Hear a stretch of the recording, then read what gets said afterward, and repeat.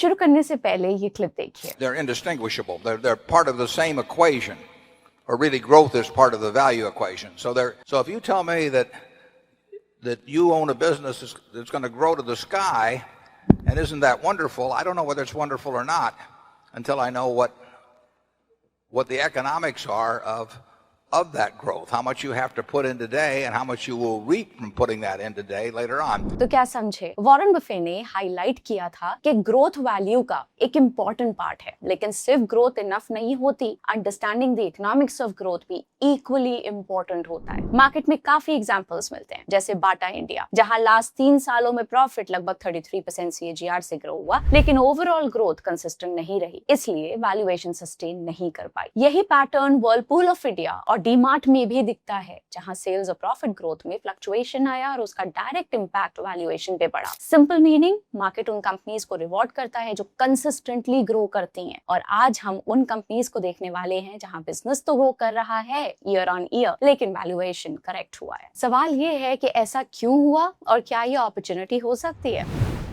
पहला एग्जांपल है AU small finance bank. Company ने लास्ट 5 सालों में स्ट्रॉन्ग ग्रोथ दिखाई है, जहां सेल्स 30% और प्रॉफिट 26% CAGR से बढ़े हैं। वैल्यूएशन भी थोड़ा कूल हुआ है, PB अब 3.5x पर है, जो अपने 5 ईयर मीडियन 4.1x से नीचे है। बिजनेस सिंपल है, बैंक पहले डिपॉजिट से पैसे रेज करता है, फिर अपने कोर सेगमेंट के बोरोअर्स को लोन देता है और इंटरेस्ट स्प्रेड से अर्न करता है। साथ ही प्रोसेसिंग फीस और दूसरे बैंकिंग चार्जेस से भी इनकम आती है। लोन बुक का मेजर हिस्सा vehicle finance, specially commercial vehicles में है, जिसके बाद बिजनेस और एग्री लोन्स आते हैं। ये इंडिया का लार्जेस्ट स्मॉल फाइनेंस बैंक है बाय एसेट साइज, लेकिन ओवरऑल बैंकिंग सिस्टम के कंपैरिजन में ये सेगमेंट अभी भी छोटा है। बैंक को समझने के लिए SFB सेगमेंट देखना ज्यादा रेलेवेंट है। मार्च 2025 तक इंडिया का total banking system 312 lakh crore assets का है, जबकि SFB सेगमेंट सिर्फ 4 लाख करोड़ का है, यानी कि सिर्फ 1.2 से 1.3%। इस छोटे सेगमेंट में AU का 40% मार्केट शेयर है। And the most important part, small finance banking segment financial year 26 में 18 से 20% और फाइनेंशियल ईयर 27 में 22 से 25% ग्रो करने की एक्सपेक्टेशन है। ये हुई बिजनेस की बात। अब इनके नंबर्स में एक क्लियर ट्रेंड है कि नेट इंटरेस्ट इनकम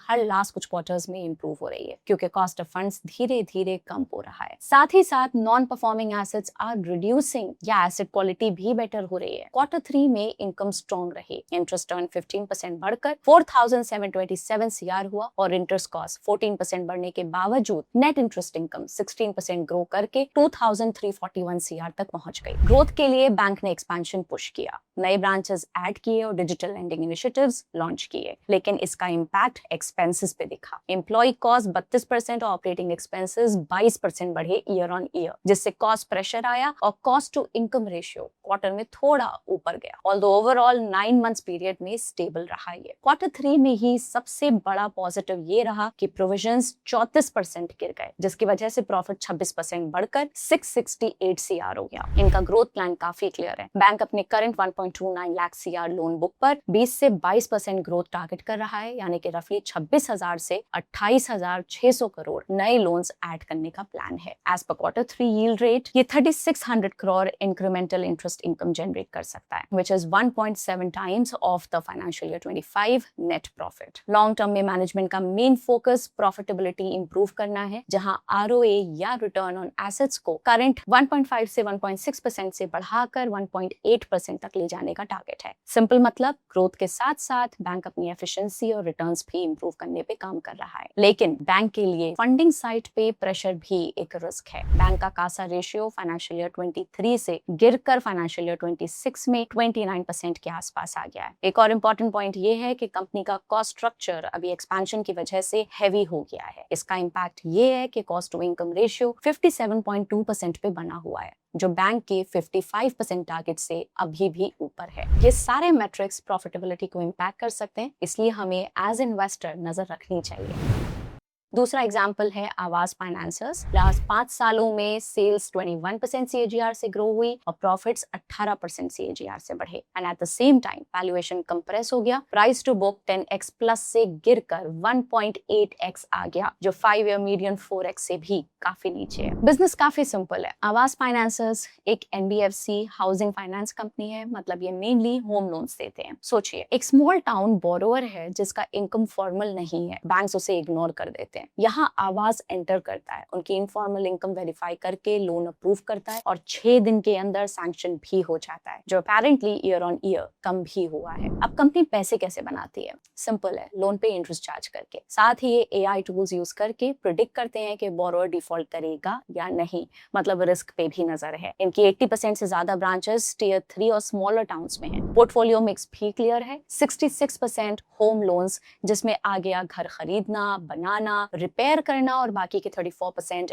MSME या मॉर्गेज लोन्स हैं। सिंपल वर्ड्स में आवास उन लोगों को लोन देता है जहां बैंक्स नहीं पहुंचते, और वही इसका रियल एज है। बट ये स्पेस पुराना है। क्वेश्चन इज, ग्रोथ है क्या? आंसर इज यस, और काफी स्टेडी है। ओवरऑल मॉर्गेज मार्केट ने फाइनेंशियल ईयर 15 से 25 तक 14% CAGR से ग्रोथ दिखाई। फाइनेंशियल ईयर 25 में हाउसिंग फाइनेंस कंपनीज के ओवरऑल लोन 17% ग्रो हुए और हाउसिंग पर्पस लोन्स 14%। अब आवास फाइनेंसर्स पर आ जाएं तो कंपनी का AUM भी लास्ट 5 साल में 21% CAGR से ग्रो हुआ है, यानी कि इंडस्ट्री से फास्टर है ये। आगे भी एक्सपेक्टेशन है कि 13 से 15% ग्रोथ सस्टेन करेगी। और नंबर्स में एक और इंटरेस्टिंग ट्रेंड है। वन साइड इज इनकम और इंटरेस्ट इनकम, जो स्टेडली बढ़ रही है। दूसरे साइड पे है कॉस्ट ऑफ बोरोइंग, जो कि गिर रही है। मतलब अर्निंग्स गैप, जिसको स्प्रेड कहते हैं, वो इंप्रूव हो रहा है। इसी वजह से NIM भी लास्ट ईयर से बेटर है और रिसेंट क्वार्टर्स में कंसिस्टेंटली इंप्रूव हो रहा है। सिंपल मीनिंग इज कि इंडस्ट्री स्टेबल ग्रो कर रही है और आवास उस ग्रोथ को एफिशिएंटली कैप्चर कर रहा है। मार्जिन्स भी इंप्रूव करते हुए दिख रहे हैं। क्वार्टर 3 के नंबर्स देखें तो कोर लेंडिंग स्ट्रॉन्ग रही, जहां इंटरेस्ट इनकम 14% बढ़कर 592 CR तक पहुंच गई। कुछ नॉन कोर इनकम जैसे कि FD इनकम में डिक्लाइन था, लेकिन overall net interest income 18% grow होकर 398 CR हो गई। एक्सपेंसेस साइड पे इंटरेस्ट कॉस्ट थोड़ा सा बढ़ा और ऑपरेटिंग एक्सपेंसेस भी 20% ग्रो हुए, but overall cost to income ratio थोड़ा नीचे आया और प्रॉफिटेबिलिटी कंट्रोल रही। अगर ओवरऑल एसेट से कंपेयर करें तो इनके एक्सपेंसेस उसके कंपैरिजन में घटे हुए नजर आए। इसी का रिजल्ट है कि प्रॉफिट 16% बढ़कर 170 CR हो गया। कंपनी का ग्रोथ प्लान काफी अग्रेसिव है। फाइनेंशियल ईयर 27 के लिए मैनेजमेंट 25% से ज्यादा डिसबर्समेंट ग्रोथ टारगेट कर रही है, जिसके लिए एक्स्ट्रा 2000 करोड़ लोन्स पुश करने पड़ेंगे। अब स्केल समझिए,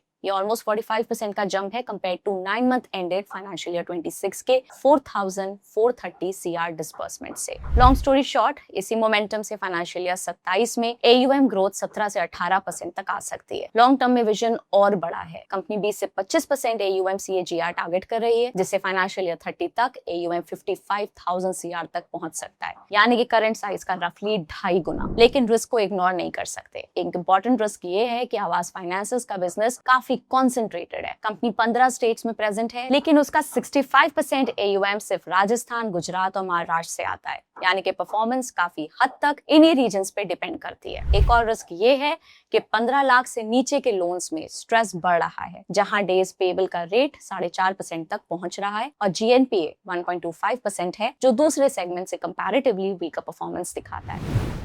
एंड आखिरी बैंक है एक्सिस बैंक। लास्ट 5 सालों में बैंक की सेल CAGR 15% से ग्रो हुई है। प्रॉफिट्स ने 72% CAGR से मैसिव जंप दिखाया है। प्रॉफिट ग्रोथ इतना हाई इसलिए दिखा क्योंकि फाइनेंसिंग मार्जिन्स में नोटिसेबल इंप्रूवमेंट आया। वहीं वैल्यूएशन फ्रंट पे देखें तो पिछले 5 साल में इसका price to book ratio 2.1x से 2.4x की रेंज में रहता था, लेकिन फिलहाल ये अपने 2.1x के मीडियन से नीचे 1.8x पे ट्रेड कर रहा है। बिजनेस मॉडल काफी क्लियर और डाइवर्सिफाइड है। एक्सिस बैंक इंडिया का 3rd largest private sector bank है। इनका फोकस सिर्फ ट्रेडिशनल बैंकिंग पर नहीं, बल्कि वन एक्सिस स्ट्रेटजी के थ्रू सब्सिडरी बिजनेसेस पर भी है। इनकी सब्सिडरीज जैसे कि axis AMC, axis securities brokerage, axis capital investment banking और एक्सिस फाइनेंस NBFC अच्छी प्रॉफिटेबिलिटी दे रहे हैं। जहां डोमेस्टिक सब्सिडरीज ने 9 मंथ एंडेड फाइनेंशियल ईयर 26 में 1490 करोड़ का नेट प्रॉफिट बनाया है, 6% ईयर ऑन ईयर ग्रोथ। इनका पोर्टफोलियो मिक्स भी वेल बैलेंस्ड है। टोटल एडवांसेस यानी कि लोन्स में 56% शेयर रिटेल का है, 32% कॉर्पोरेट का है और 12% SME का है। एक अच्छी बात यह है कि इनके कॉर्पोरेट लोन्स में से 90% बुक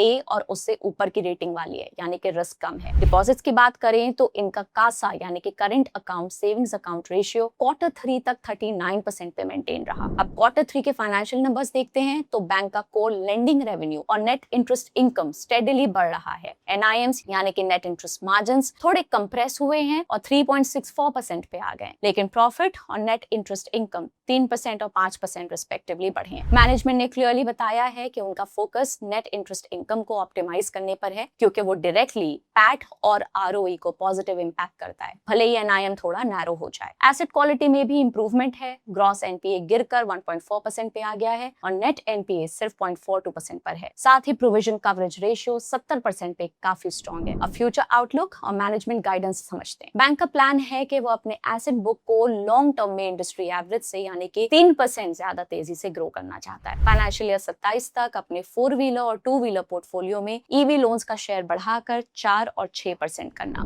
की रिस्क एंड हेडविंड समझते हैं।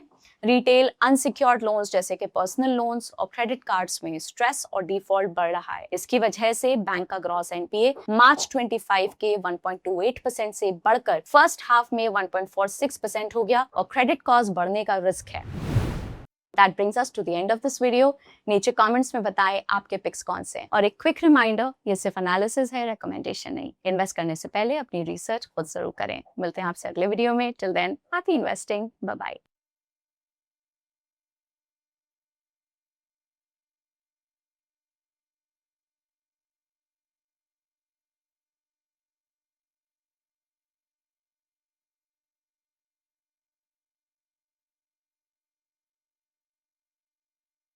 Investment in securities market are subject to market risks. Read all the related documents carefully before investing. Please read the risk disclosure documents carefully before investing in equity shares, derivatives, mutual fund, and or other instruments traded on the stock exchanges.